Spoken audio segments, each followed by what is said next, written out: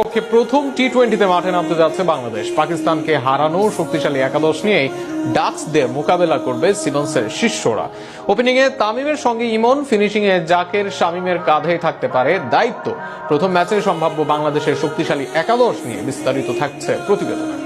আর মাত্র কয়েকদিন পরেই সিলেট আন্তর্জাতিক ক্রিকেট স্টেডিয়ামে শুরু হচ্ছে বাংলাদেশ নেদারল্যান্ড সিরিজের প্রথম টি-20। ম্যাচটি অনুষ্ঠিত হবে চলতি মাসের 30 তারিখে। তবে কেমন একাদশ নিয়ে মাঠে নামবে টাইগাররা? ওপেনিং এ থাকছেন দুই ইনফর্ম ব্যাটার তানজিদ হাসান তামিম ও পারভেজ হোসেন ইমন। তামিম ব্যাট হাতে দুর্দান্ত ফর্মে আছেন। ইনিংসের শুরুতে আক্রমণাত্মক ব্যাটিং করে প্রতিপক্ষকে চাপে ফেলতে চান তিনি। তার সঙ্গী ইমনও পাওয়ার প্লেতে লম্বা শট খেলার জন্য পরিচিত। ঝোড়ো ব্যাটিং এ দলের রান তোলার গতি বাড়ানোর দায়িত্ব থাকবে তার কাঁধে।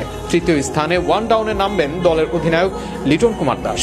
অধিনায়ক হিসেবে দায়িত্ব তার অনেক, তবে ব্যাট হাতে ইনিংস গড়ে তোলার কাজেও তাকে দলের ভরসা হতে হবে। চতুর্থ নম্বরে দেখা যাবে প্রতিশ্রুতিশীল তরুণ তাওহিদ হৃদয়কে, যিনি পরিণত ব্যাটিং এ ভর করে ইনিংস লম্বা করতে সক্ষম। 5 নম্বরে ফিনিশারের ভূমিকায় নামবেন শামীম হোসেন পাটোয়ারি। আক্রমণাত্মক ব্যাটিং এর জন্য পরিচিত তিনি। শেষ দিকে ঝড় তোলার কাজটাই হবে তার মূল দায়িত্ব।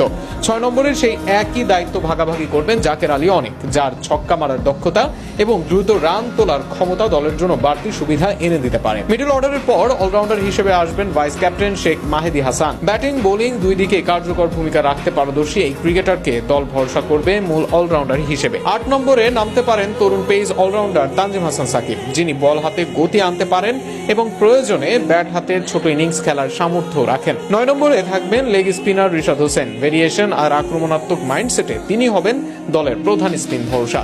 পেস আক্রমণের নেতৃত্ব দিবেন মুস্তাফিজুর রহমান। কাটারের জাদুতে তিনি বরাবরের মতোই ডেথ ওভারে দলের ভরসার প্রতীক। আর এখন তিনি আছেন দুর্দান্ত ছন্দেও।